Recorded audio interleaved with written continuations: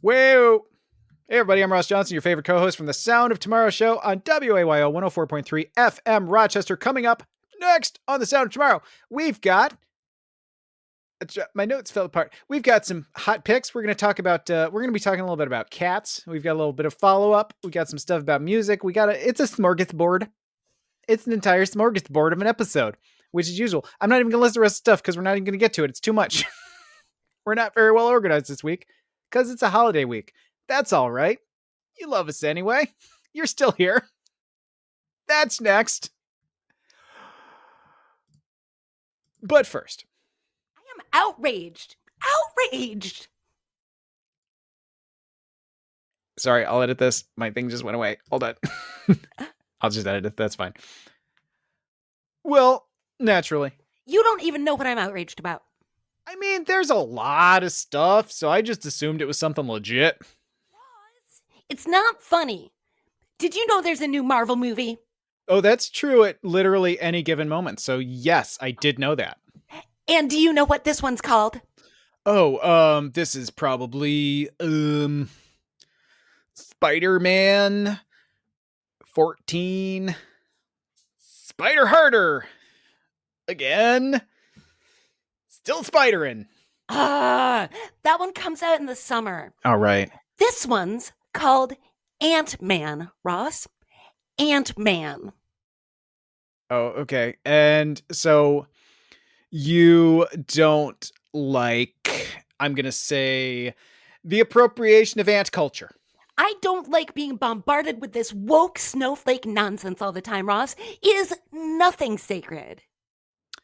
Okay, so ants are woke now, then? When they're men, they sure are. Yeah, actually, I'm not following at all. Look, Ross, I've known a lot of ants in my life. And you know what they all had in common? Oh, segmented thoraxes and probably waterproof exoskeletons. They were all ladies, Ross. Women. Not one was a man. Oh my God. Well, how could you tell, though? Well, my Aunt Linda certainly was no man. Okay, well, I have actually met your Aunt Linda, and she was no lady either, so... Fair, but I'm still boycotting Ant-Man until Marvel acknowledges that aunts are girls. Okay, I think you're confused. I know I am. Yeah. It's a different kind. See, I always am. Yeah. It's hard. Life is hard. Life is hard. Yeah. Life is hard. Life is very hard. I'm so confused. Hey everybody, I'm Ross Johnson, your favorite co-host. And I'm Heather Zykowski, the babe with the power. You're listening to The Sound of Tomorrow on WAYO LP Rochester. Have we got a show for you? Have we? No. I thought that was the answer. Just made that part up. I was hoping you'd run with it, but I guess can't slip anything by you. No, I thought you were asking a legitimate question. And my answer was, no, we don't. No, we don't. Heather. Ross. Hello. What's going on? You are talking to a viral superstar. Whoa. You are? Viral superstar, Heather. Do you have COVID? Not yet. Do you have a cold? I haven't checked recently. What is this? What is this viral thing you're talking about? I did a tweet that everyone liked, Heather. Whoa. Yep. A tweet that everyone liked. Yes, I did. Yes, I did a tweet. I did my first, I thought I had. So I did a nice, so so this is a little, I will take my tone down for just a second. So the Carter Center, the Carter presidency, the Carter Presidential Center, announced that Jimmy Carter, the former president, he's had some recent hospitalizations at 98, and he's without any medical details. They said he is basically he is not going to be taking any more significant medical intervention for whatever is going on with him, and he's going to be going home and into hospice care, which is very poignant, of course. Yeah. I mean, I think that, well, obviously some would disagree, but I think it's hard to, with a 75-year marriage, I think. And working with Habitat for Humanity right up until I think just a couple of years ago. Right. I, certainly life well lived, and I don't want to say that as though it's over. We just don't know, we don't know exactly what the circumstances are, but so very sad, very poignant, also not a bad time to celebrate Jimmy Carter, which I sort of did in a tweet where I said something nice about Jimmy Carter, and um, I am now a Jimmy Carter influencer. It turns out, so it is Wow. my social media is my social media niche, which I have discovered finally is pictures of me in a tank top Yep. and Jimmy Carter. Yeah. So I don't know how to So monetize that I overlap. know. If anyone has Yeah. any, if there's like Jimmy Carter in a tank top might be my sweet spot, or me in a Jimmy Carter tank top, There you go. probably That's the what way to you go. need. That's Yeah. what you need. Yeah. Because I'm So trying to think, because your brand on the one side is kind of like hot gay dad, right? yeah. The Yes. thirst side. Is there any like hot gay stuff that goes with Jimmy Carter? I mean, I mean, I think that Jimmy Carter is as he is with a lot of people. I think he's beloved with among gay people, a lot of gay people as well. But I don't know if there's like a specific. There's not the hotness factor. I don't know if there's a hotness factor, and I don't know if he's. I don't know if I'd call Jimmy Carter like a queer icon. I think okay, this is where you fit in. You make Jimmy Carter a gay icon. And maybe he should be because he's got that sort of. I mean, without the. I mean, if you, without the amazing music career and the boobs, he's sort of got that. He's got that Dolly Parton like That good energy, right? that good energy. And Like I'm a Christian, but I'm not a jerk.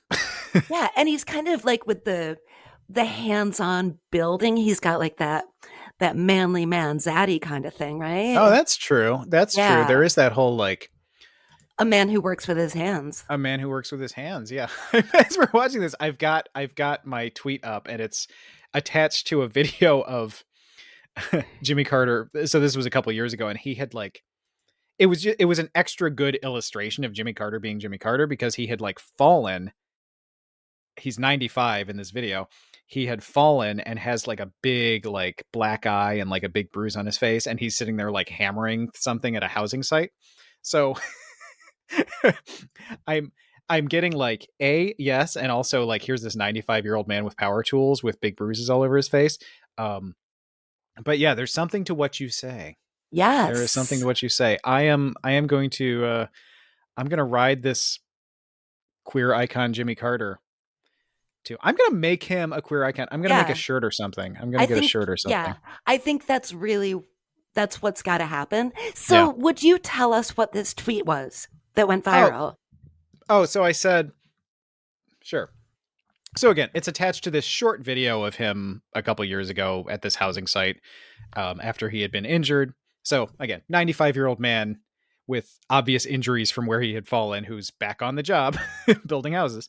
And I said, while our modern American Christian politicians argue endlessly over whether or not people even deserve housing, here's President Carter at 95 helping to build a house, Yeah. which um, I felt like was a nice message, and also, you know, because it's me, there was certainly a dig in there Of course.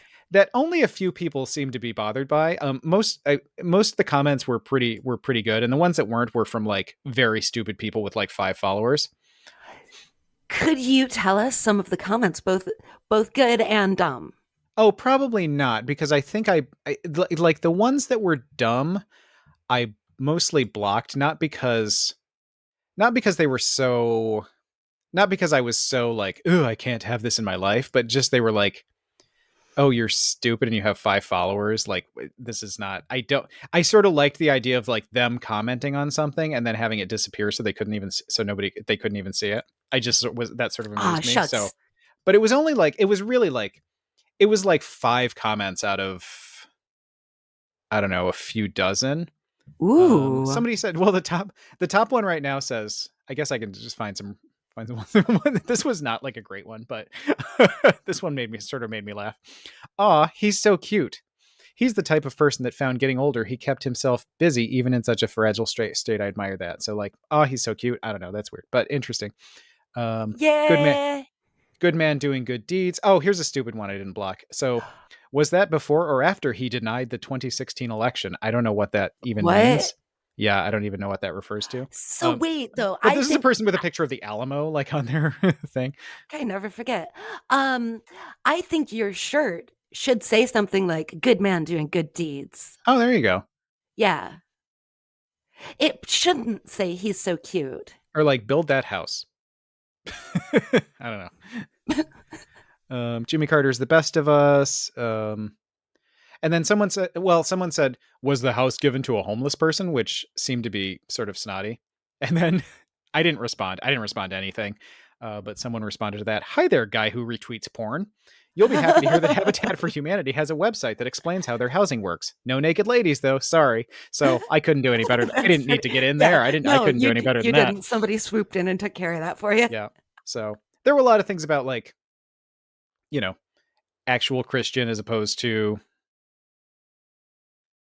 Sure. some people saw the Christian thing as a dig, which it was a little bit. I mean, in the sense of like we see a lot of loud Christian politicians. We see a lot of Marjorie Taylor Greens, Yes. who are like Christian, Christian, Christian, Jesus, Jesus, Jesus, and like, what are you really like? Right, because they're actually not. Like, if you looked at any of the actual teachings of Christianity, that's not what it is. I don't know. I mean, I don't. I yes and no. Like, I agree with that, and I don't in the sense that I think people go like, oh, they're not real Christians, but I also go, well, okay, this is kind of all I'm seeing, and this is Yeah, I'm not we've been talking going to about. war for. I mean, we've been guilty of genocides and wars and things for centuries and centuries and centuries. So to say, and I mean, there's conflicting stuff in the Bible. There's more of that in the New Testament and less of it in the Old Testament, whatever. So the people who are like, oh, they're not real Christians. I don't know. I don't know what a real Christian is. I mean, I you know I certainly like the Jimmy Carter, Dolly Parton brand of Christianity more than I like Yeah, the that's way Marjorie better. Taylor Greene, Donald Trump brand of Christianity. But when people go like, oh, well, they're not real Christians, it's like, I don't know. Seem to be fairly representative. So I don't, I mean, if all I'm seeing is this stuff and you go, well, that's not my organization or that's not my faith or that's not my whatever. And I'm like, well, I'm seeing an awful lot of it. So Yeah, and I still think there are a lot of people who say that something is Christianity, and I'm talking about the religion, not the mm, practicing of it. yeah, Because boy, oh boy, the practicing of it, you are absolutely right. Like, what is it even?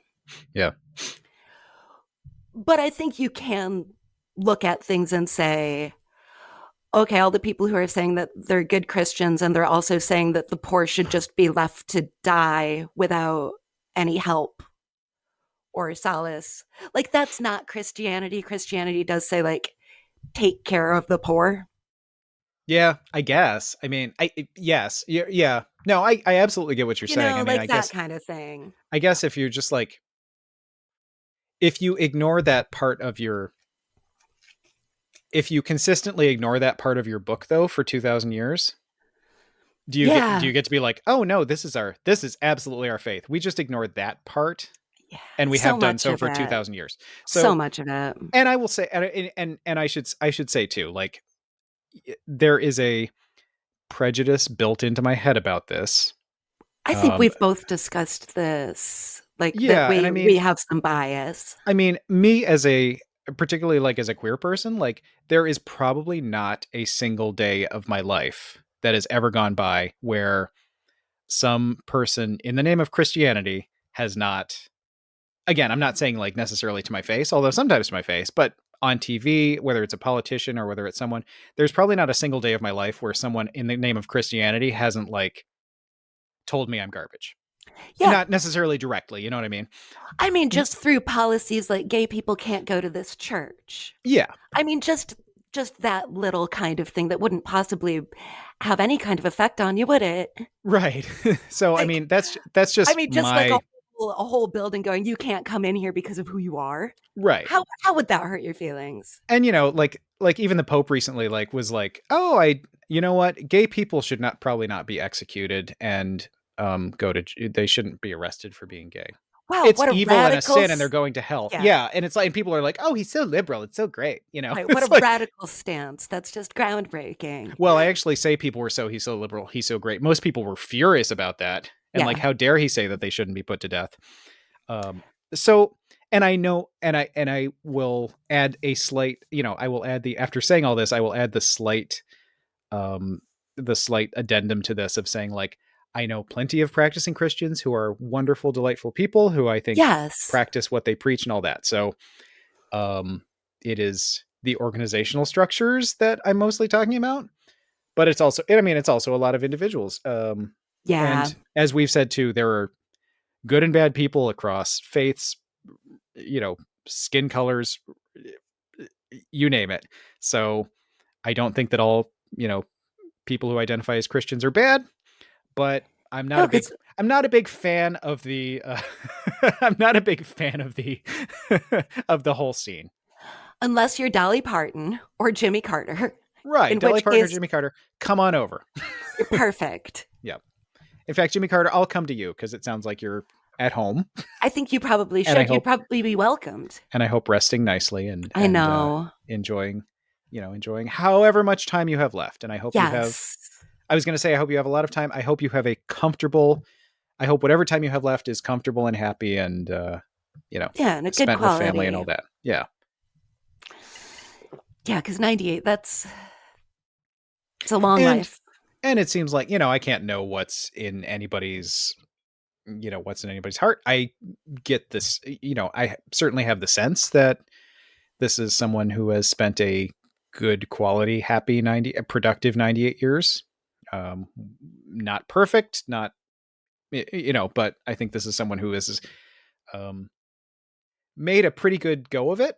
I think so. That's everything I've ever heard. And goodness knows, if somebody does have a slip up, especially somebody who's doing a lot of like work for charities and things, wow, you sure do hear about it. Yeah.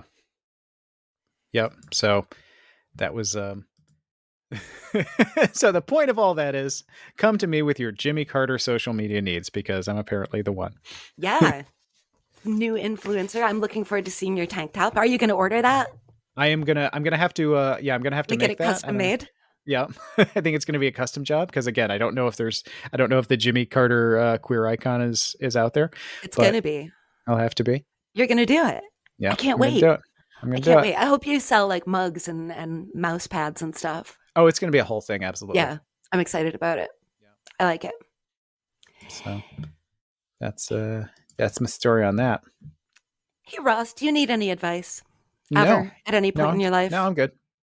I'm all set. Thanks. All right. What else do you got? I do. I say so. I lied. I do need some advice on what to talk about now. So if you have any tips on what we could talk about at this exact moment, I'd love Well, to hear them. I mean, you just cut me off on my 10 pieces of well-worn life advice you may need to hear right now. Oh boy. Oh You know boy. I love a listicle. I know you do. It's All my right. favorite. Hit me, Heather. Hit me with Come it. on, it's from NPR too, so it's nice. Okay, but if I get mad about these, you can't you can't be mad back at me I'm gonna because be mad. you That's didn't what write they it. like. That's You what they also like didn't about us. you That's also what the didn't write it. listeners like. So this is just like asking people who give advice for a living, what's the best piece of advice you've ever received? And there's 10 of them from therapists, career coaches, relationship experts, and writers. Okay. Are you ready? I'm ready to shoot these down one by one. Boo boo. I know you are. You love to get combative. I don't like guns, but I'm ready. He just shot a clay pigeon right out of the sky in his office. It was actually a terrible mistake. That was a real pigeon, and now I'm sad. Oh boy, Yeah. Do you need to pause so that you can clean things up there? I mean, it's that pigeon's not going anywhere. So Number one, there's more than one way to do something. And Jody Adewale, clinical psychologist, says, I remember scrubbing a pan when I was maybe 8 or 9 years old. There's something stuck on the pan that wouldn't come off, so I just kept scrubbing it. My dad stopped me, grabbed a fork, and scraped it off. As he looked at me and said, Jody, there's more than one way to do something. From that moment on, I've been looking at every problem in my life like, how can I do this a different way? Yeah, I guess that's good. Okay, so I don't. I'm not trying to start right off the top, You but are, you are. I can see it. well, I I can guess I see it don't in know your how to. eyes. I guess I mean that's good advice. I don't know how to translate that into most situations because I don't know how to like turn that into something really actionable. You know what I mean? Because yes, in every there's always another way to do something, but I don't know how to. I don't. I don't know what to do with that information. That there's always another way to do something. Like you still have to figure out what that other way to do something is. Yeah. So you've never gotten so in your head that there's only one way to go about something. And then it has occurred to you, like, wait a sec, I do have other options. Yeah, it's fine. It's And fine. It's good advice. I feel like it's a good thing to keep in mind because I know I can get to the point where I'm basically like bashing my head against an issue or a problem. Yeah. And then I might do something like take a walk or go do a different chore. And I realize while I'm doing it, like, oh, that way wasn't working. See, you But just you just added the actionable bit to that. So you just gave me a value add to that NPR bit of me? advice, which is yes, which is to yeah, you're to take your mind away from it for a second Yeah. or however long and try to try to refocus. I think that is I think that's good advice. All right. Wow. I So I feel like it. so clever. Oh my goodness. So I like your advice. Yeah, I've had that happen so many times. Used to happen when I worked in the office and I'd get so frustrated. And so I'd go and take a walk. Almost every time I went and took a little walk, somehow the motion like shook a new pathway into my Yeah. brain. Like, oh, don't do it that. Yeah, do it that way. Try that. Yeah. Number two, the hate will come at the same rate as the love.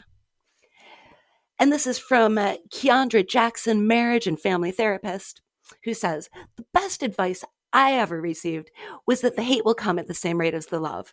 There will always be people who are so dissatisfied with themselves that they have to project that onto other people. And instead of trying to focus on the negativity, I tend to try to put more energy into the people and things that are showing me love, support, and good energy. Okay. I don't really understand that, but I get this. I get the last part about. Okay. So you I don't know what the hate will come at the same rate as the love means. Like I have no idea what that means. I feel like you might know. Because you are somewhat of a public figure. You are somewhat hateful. And no, just You're a hateful person. I'd imagine this has happened to you because you put out really good content. You have really good tweets, really good Insta postings and things. We even talked about your viral tweet Sure. and the jerks who came out and were like, buh, buh, buh, buh, on the tweet, right? Sure. I feel like for a lot of people, it's very, very easy to get wrapped up in that. You get 20 nice comments, you get one mean one, and the mean one will tank your day. Yeah. And it can get really easy to get like mired in the negativity, even when if you back out of that and look at it and say, like, okay, there was one bad thing, there were five good things. Why is the bad one getting me down so much? Okay. Like, I can definitely, and I try not to do this, but it's somehow how my brain works. I know we've gotten a lot of compliments on the show, but I can remember like the very couple things people have said to me that have been really mean about it. Oh, And that's what really sticks with me.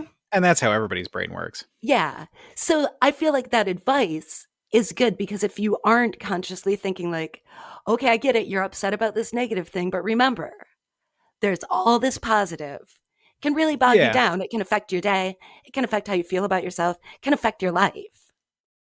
So I will say I'm going to give that one mixed reviews because I think it is everything you said is absolutely 100% true. I think it's easier said than done. And I think this, so to be like, oh, just remember to focus on the positive. I feel like that requires a lot more than someone going, just remember, focus on the positive. I feel like that's a,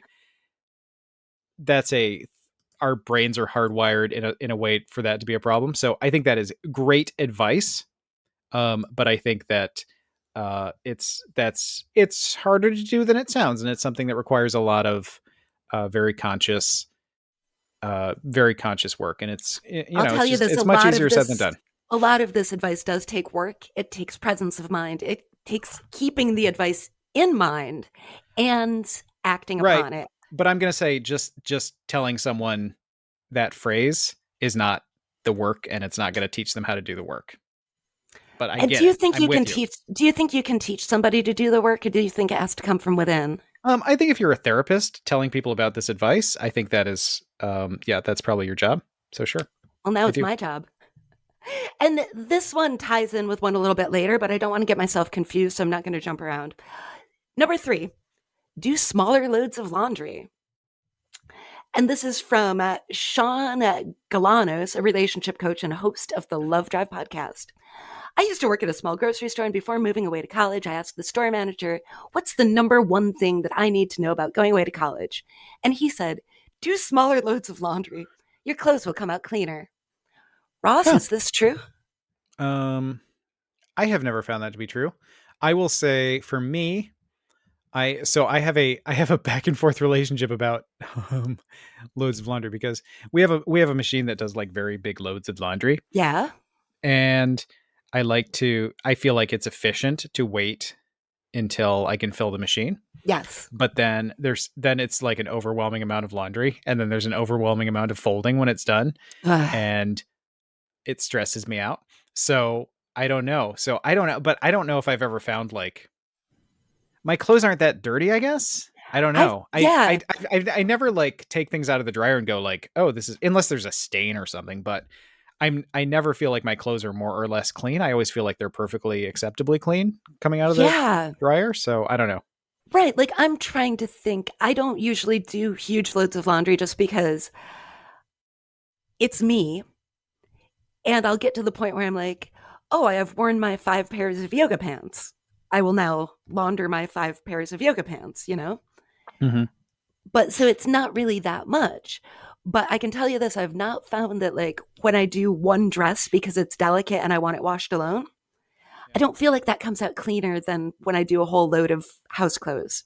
Yeah. Like I guess if I you've, don't know. I mean, so I would amend this advice to like, don't overstuff your washing machine, but or maybe don't But be a filthy pig and have super dirty clothes such that you'd even notice. I don't know. But I would say maybe don't overstuff your washing machine. How yes, about that?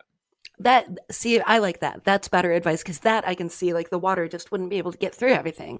But I also wouldn't put that on your list of like major life things. I know. So, That one surprised me.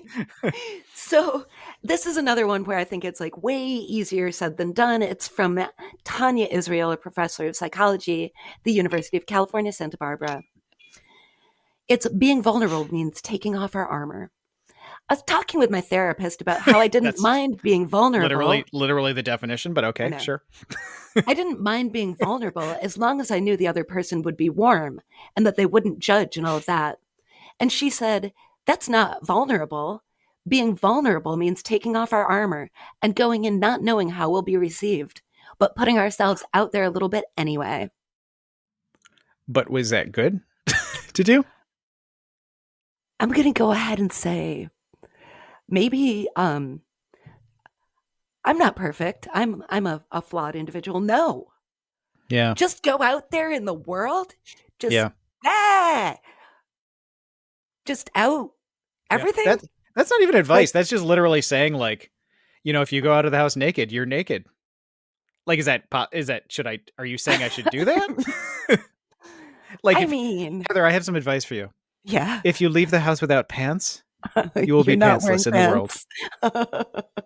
And it's like, is that I so? You're mean, saying put on pants, or are you saying don't put on pants? What am I I even supposed to do here? well, I don't always wear pants because sometimes I do wear, for example, a skirt. We'll say a bottom situation, Bottom, yeah, whatever your bottom situation is. yeah. No, I could this use a might, bottom I could use a bottom situation right now, but as that's a different show. hot gay icon Jimmy Carter, I'm sure. Absolutely. I don't. Okay. I suppose this is good advice. I think it is good to be honest. I think it's good to be genuine. I think it's good to be open and vulnerable. Will I do these things in every scenario? No. Well, and that's the problem. Like telling people to be vulnerable. Telling people who aren't comfortable being vulnerable to be vulnerable as a piece of advice is not. That's not really actionable. And then what's the what's the take? Like, yeah, sometimes you have to let down your armor, particularly if you want other people to do the same for you. But like That can happen in in a specific relationship, certain scenarios. in a relationship or with your friends, like don't go out to a bar with no armor. My God, Yeah, the store. they'll eat you alive. Yeah, yeah, don't. People can Um, smell that. Don't do it. They'll destroy you. oh, they will. They'll just go right for your soft little underbelly. It'll be the end of you. Yeah, no, no, don't do Yeah. that. Don't do. Maybe All it's right. good advice. Will I take it? No. I don't even know if it's good advice, but I think it's good advice In in very specific circumstances if you are looking for a very particular outcome. well, I think that that's what the person who is saying they were saying. Like they didn't mind being vulnerable around people they felt safe around, and then their therapist was like, "No, do it all the time." It's like, no, Fired. I agree with the person who said, "I'll do that with people who I know are going to treat me with kindness and respect." Yeah, like it's not like it's I mean, yes, a lot of our psychology short circuits us and causes us to do things that are stupid. Like we were talking last week about like me looking in the mirror one day and being like, "Oh wow, you look really good," and then Yeah. literally the next day going, "Wow, you look lumpy and gross." That is not that is an example of our psychology not working as it maybe could be working. But also we developed this armor for a reason. And it's because people are trying to eat you and destroy you Yeah. Yeah. all So the time. so if you're listening to us, com- absolute amateurs, not professional at anything, right? I will say keep that up. Keep Fear the is the armor up. way. Fear Yeah. is the only way. Steel yourself. Be ready to defend at all times, except Yes. around the people you love the very most. Right. Sometimes even around even then, Oh my depending, gosh, your family, they're the sometimes. worst. Yes. Well, They will um, they will cut you. They know where exactly where the underbelly is. They will get you. No, you never extra armor. so this one is from Betty who is a pop star and host of reality dating series The One That Got Away. I like Betty Who. Do you? So this better be good. Okay, well, get ready to tear Betty Who apart. Okay, I can't wait. You The know I can't best wait. the best piece of advice I ever received was go where the energy goes. What has good vibes? What makes you feel good about yourself? Where's that good energy? Head in that direction. All right. I mean, I think there's yeah. Okay, so I'm gonna get. So this is another one that's tough to actually like put into action. Again, I don't feel like it's terribly actionable, but because you have to sort of short circuit your stuff. But I think there is something to be. Like the follow your bliss thing. It's tough to navigate in the real world, right? But I think there is something to be said. I think we do short circuit ourselves away from happiness more than we Mm-hmm. ought to, and we short circuit ourselves away from doing things that we would like to do, and we short circuit ourselves, and sometimes it's a tricky one because people are like, oh, follow your bliss, get the career you love, find a career you love and do the thing, and then you're like, oh, okay, but nobody's hiring there. So so it's always like I still am looking for someone to hire me to just sleep like basically all the time. yeah, like the real world short circuits that before That's the even you career I can. want. But there is something to be said for like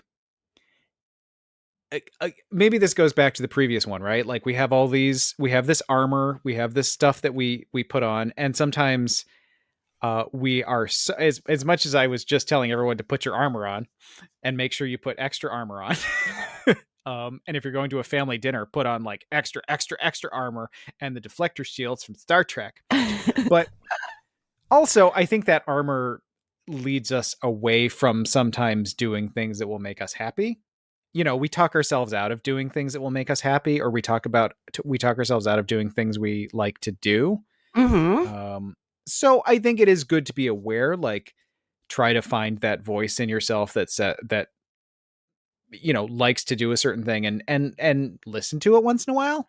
Yeah, and I You can't always go to the happy place, or the happy place isn't always open, or the happy place isn't always hiring, or whatever, whatever your happy place is. But at least try to be aware of where your happy place is, and when you have opportunities to get closer to that, try to try to take them up, instead of, sometimes we just love being miserable, or we convince ourselves we should be miserable, and that's not good. no, that's not good. And sometimes I'm thinking with this, have you ever had a person in your life that turns out when you thought about it, they were not compatible with you and they drained your energy and you didn't like to be around them, Yeah. but you felt me, right?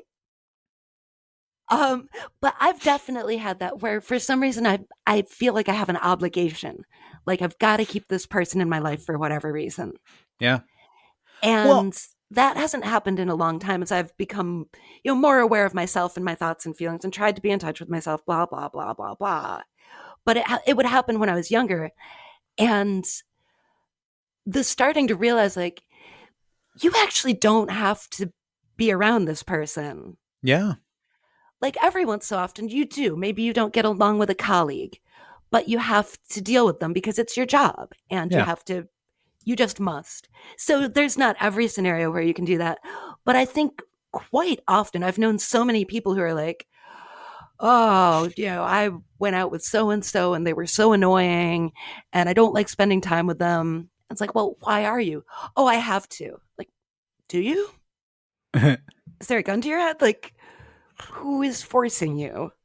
Well, and this is the sort of, this is sort of the traditional queer people thing. But I was lucky, and this is sort of I guess, a negative spin on it, or the flip side of the same coin, of just exactly what you said. Like, I learned early on that, because people will be like, oh, family's your family. And you always love your family, and your family's always there for you. And it turns out they're not. And sometimes they're No. terrible. And sometimes they're eating you alive. Sometimes they're going to destroy you.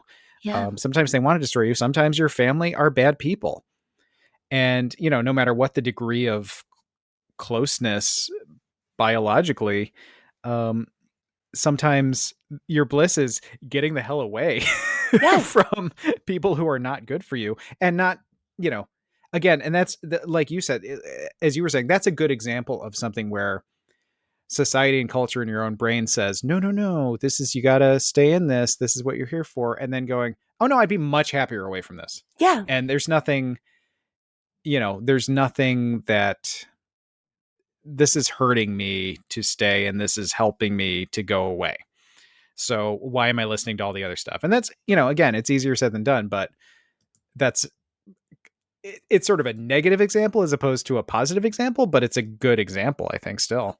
Right. And I think it is a positive example in that you are following the good and moving away from the stuff that's hurting you. Yeah.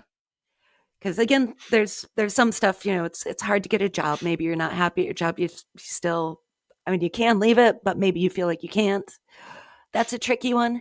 But if you've got someone in your life who's actively hurting you, then you can move away.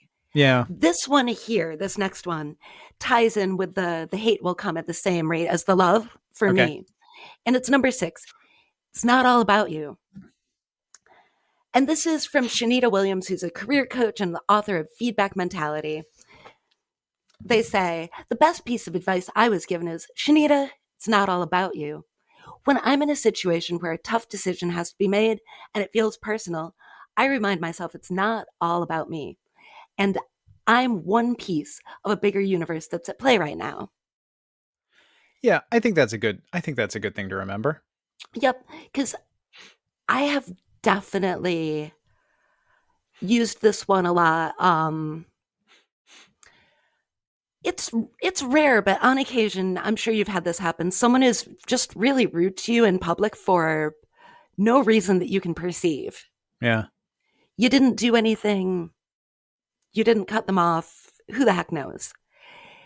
And that will kind of sting for me because when I'm out, I try very hard to be a generally pleasant person, but not take up a lot of people's time. I Mm-hmm. don't want to take all the air in the room. I don't want to be the problem. but I want to be like a perfectly either benign or positive presence. Yeah. So when someone like runs into me with their cart and then yells at me, Right. I'm like, what? I, I was just getting a pepper. Like, what? Why did you just yell at me? It can be super helpful for me to say like, who knows what they have going on in their day. That's not Yeah. about me. That's nothing about me. Yeah. Yeah. I mean, I think in those kind of situations, or, the, the times you get really full of yourself, yeah, I think it's never a bad, it's never a bad,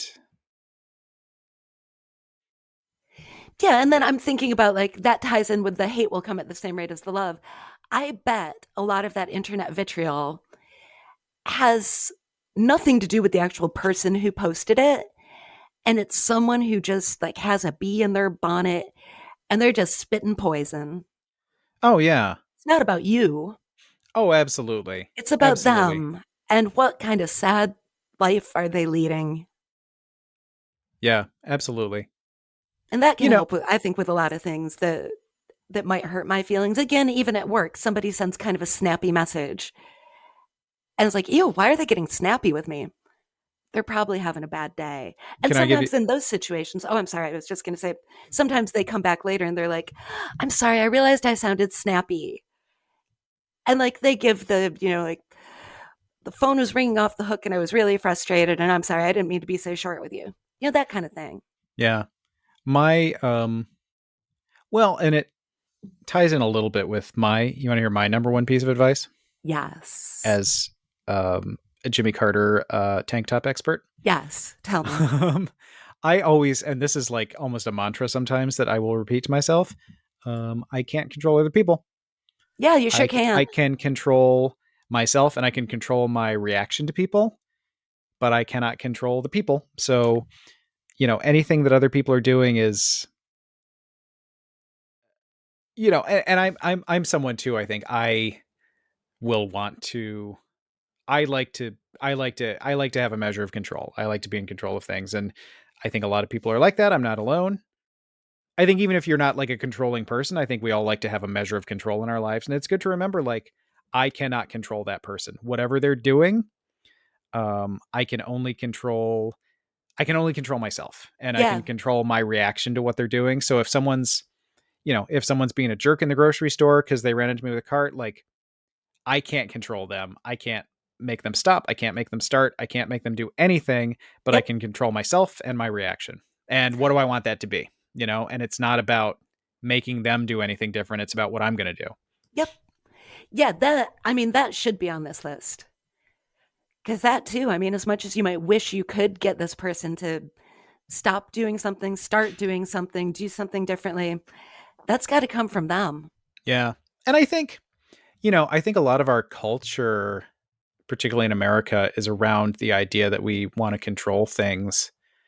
And you can't control everything. I think it's where I honestly, I think it's where some of our gun culture even comes from. Like people think like, oh, this will give me a measure of control. And at some point you have to recognize that you don't have as much control as you think you do. And you have to learn to live with that. And you have to learn to live with a little bit of uncertainty. And you have to learn that, you know, you can be the person you want to be without being a person in response to what everybody else is doing. Yeah, I because I feel like that control thing can lead to a lot of very dangerous scenarios. Yeah.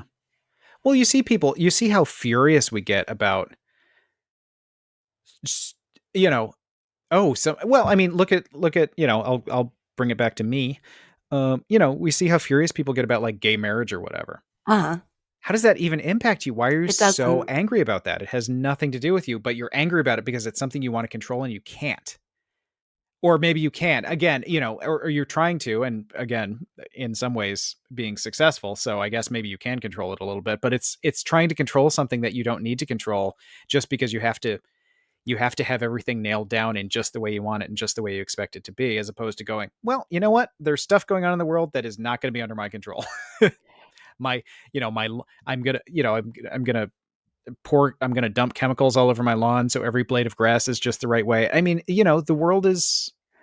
And that's part Yeah, of the joy and part of the beauty. And you can't expect it to be exactly what you know, you can hope and work for things to be better, certainly, but you can't control what everybody else is doing, and you can't control whatever everybody else thinks, and you can't, there are going to be things that are going to be running wild out there. yeah. And that is very good advice on controlling what I do have control over, Yeah. on my own reaction, because I'm a human being. I'll read about something or hear about something. I will start feeling myself like get really riled up.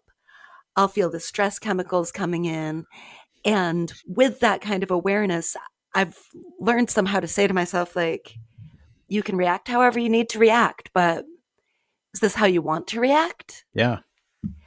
And sometimes it is. Sometimes I just need to have a meltdown, Well, and you I know? get I guess And by that's reaction too, I mean like what you do as opposed to, you can't always control your emotional response. sometimes I can talk myself down though. Right, sure. Like, hey, how big of a deal is this? I know it feels like a really big deal right now. Is it? Mhm. But Well, yeah, I can also control my reaction. Like at the store, when someone hits me with the cart and yells at me, I can choose whether to punch them in the face right. or just keep choosing peppers. Well, and there's stuff like, I go to the gym and there's sort of the gym bros who like strut around and they're like, they do the things, then they'll stare in the mirror. Then they want to like walk. They'll do like circuits of the gym, walking around to show off their muscles. And they're like, yeah, very clearly strutting and like doing this, very sort of doing this peacocky sort of like, and it will annoy the crap out of me because I'm like, I'm just here. I'm not trying to look at anybody or see what anybody else is doing. Stop trying to show off. And then I'll be like, why do I care? Yeah. Like, this person's doing something that's kind of silly, but I'm sure, I do silly stuff too. Like, what am I even, what, but, and so it's that instinct of responding to something. And then I go, oh, you know what? Yeah. I don't have control over this. And if I did, do I need to like stop this person I from know. showing off their workout? Like it Right. doesn't, like, why am I even annoyed about this? Yeah. And would you want that responsibility? Like, shoot, now I do have control over the gym bros who strut. Right, right, Like, darn it, now I've got to interrupt my workout and tell them what to do. right, right. Like, ultimately. So we got to buzz through the rest of these. That's all right. Number 7 is from Lindsay Bryan Podvin, a financial therapist and host of the Mind Money Balance podcast. Lindsay says, we all change every 5 years or so, more or less. We have to expect ourselves to change, and we have to expect people in our lives to change. This little piece of advice has given me a lot of space for room and for growth. Yeah, sure. That's fine. I like it. Again, It's doesn't kind give of me an action benign. item, but sure. I guess I guess the action item would be accept growth and change. Yeah, On occasion, there's even a really sad scenario where people grow and change in different directions yeah, and they grow and change apart. And maybe that's a time when, if you keep this in mind, you realize that that's sad, maybe, but it does happen. yeah, And it doesn't mean anybody's necessarily a bad person in the scenario. It just maybe means you grew in different directions. yeah. I mean, life is change, and again, that's comes back to control. You can't. It's gonna. You try to control things too much, and it's gonna go right through your fingers because life is nothing but change.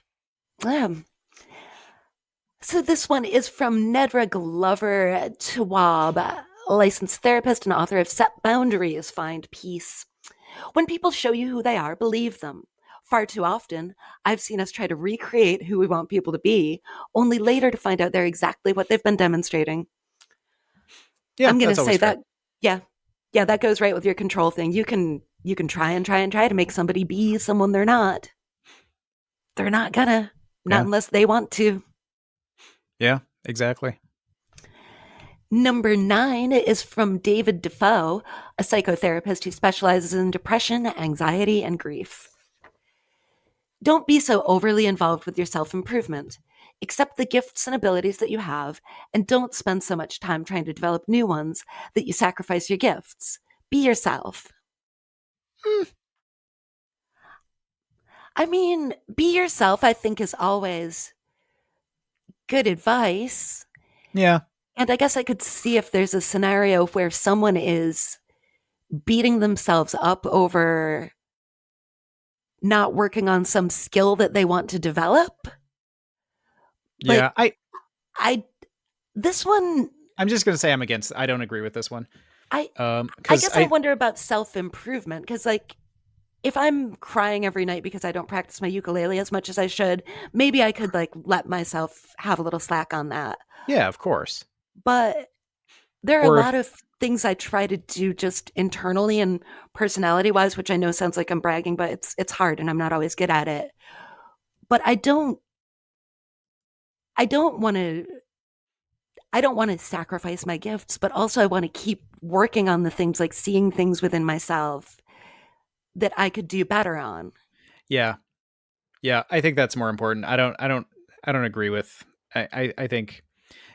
Look, if you don't want to, if there's nothing you want to learn or do, great, good for you. I can't control that, but I think there's absolutely nothing wrong with trying new things and learning new things and Yeah, experimenting with new things. And if you don't like them and they're not you, don't do them anymore. But I don't think right. And I there's guess I'd say like don't beat yourself up over stuff. Like right. that's not going to help too much. But yeah, that one I don't know. Which, speaking of, this last one is from a Becky Kennedy, clinical psychologist and author of Good Inside, a guide to becoming the parent you want to be. Something I've benefited a lot from is telling yourself, I don't know. And that's exactly where I should be when I take the first step. I'm as ready as I'll ever be. I'm going to do it, and I'll know more after. And Yeah, yeah, it is yeah, okay to say, I don't know. yeah. I think so, absolutely. And I think that's. I think we should say I don't know a lot more often to ourselves and to other people. Mm-hmm. Yeah, because there are so many unknowns. And it is hard to say because, of course, everybody, we want to be confident. We want to speak with assurance. We want to pretend we know everything. And there are people who will try to take advantage of you saying I don't know about something legitimately, even if you're just being honest. And so it is harder to do, but it is easier said than done. But I think that if we all said I don't know more often, um, when we mean it, I think Yeah. we'd all be better off. And the false confidence and false bravado and pretending we know stuff. The older I've gotten, the more I've the more I've learned how little I know, and Yes. the greater I feel about that. Like the greater I feel That's about like, oh, awesome. I still have plenty to learn. It's great. Oh, I don't have to pretend to know things I don't know. Oh, the world is much bigger and broader than I thought it was when I thought I knew everything. I'm fine with it. So, Yep. Yeah, absolutely. I do love that getting older. And I look back, because I think probably a fair share of people when they're in, say, their late teens, early 20s, they know everything. And it's been interesting watching myself get past all of that. yeah. I go like, look at that. This is so much better. Well, that's it. And I know younger people, people at that age that are in my life now, and there's stuff that's like, oh, okay, I want to tell them this, and I want to tell them that, and then I'm like, I yes, I mean you can try to impart a little wisdom, but I'm like, when I was that age, there is no way in heck I would have listened to a word I was saying. There is just Yeah. no way because I knew so much better, and that's kind of just how it is, and it's fine, I guess. I don't know that that's good or bad. It's just, but if you're paying attention, I think as you get older, you realize like, oh, I know less than I thought I did, and that's fine. Well, I so my theory on this, I'm not studied on this. I know nothing about child development. This is just when I think about it, what I think must kind of happen is you get to your mid teens, and all your life you've probably had some kind of parent or guardian or authority figure telling you. And they tell you and they tell you and they tell you. And then you're getting to be an adult. So you start telling them Yeah. because you're an adult now and you're establishing yourself and your own autonomy. And kind of because it's hard to break out of those roles where there's the authority figure who tells the young person and the young person does the thing, listens to the thing, absorbs it. It's, I think, probably somewhat difficult, even in the best relationships, when the young person is suddenly like, no, I know better than you. I know what I want for me.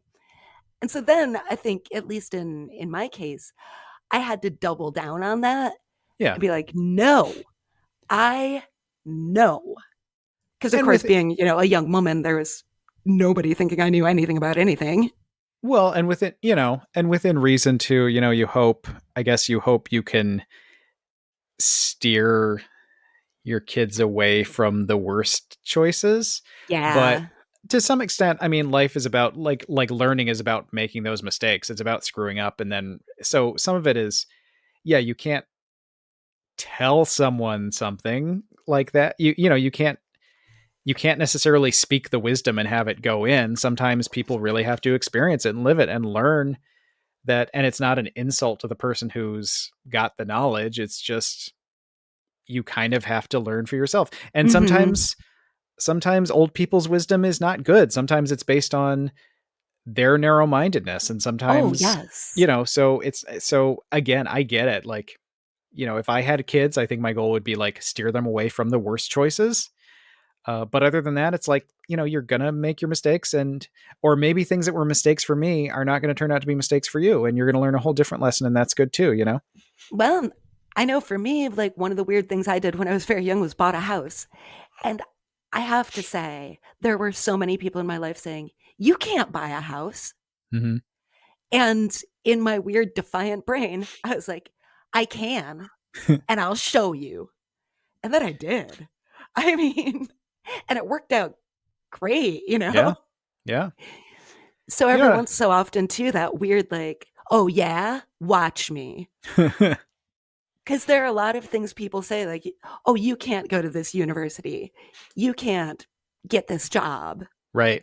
And on occasion, that weird young person defiance does work out in one's favor. So like, don't do heroin. Everything else, go for it, kids.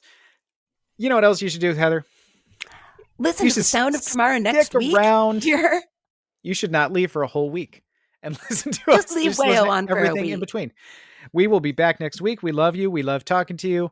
We love stuff. The end. It's going on your Jimmy Carter shirt. We Yeah, love it is. stuff. Oh, so did Marvel respond to your angry missive? Not yet, but they're going to have to when they get my great idea for a new movie to follow up Ant-Man. Don't say it. Don't say it.